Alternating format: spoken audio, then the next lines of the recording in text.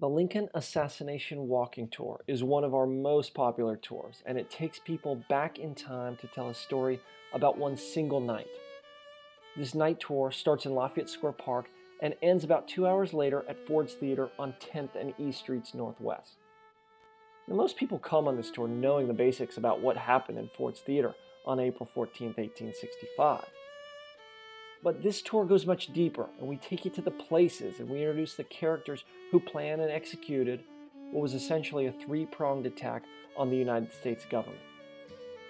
The tour unfolds as a dramatic hour-by-hour narrative of how and where it all went down. We also try to provide context in this tour about the intentions and motivations of the conspirators. Where they came from, what they were like, how they got here, and why they were doing this. The Civil War era houses and buildings are really the star attractions of this tour, and we will also bring in old photographs of the neighborhood to invoke a sense of the past. One of the things I really like about this tour is you don't actually need to be a Civil War historian to follow the story. In fact, many guests, and even kids and teenagers who are not familiar with the Civil War, seem to enjoy it the most. And why not? The story has it all. Elements of intrigue, danger, espionage, betrayal.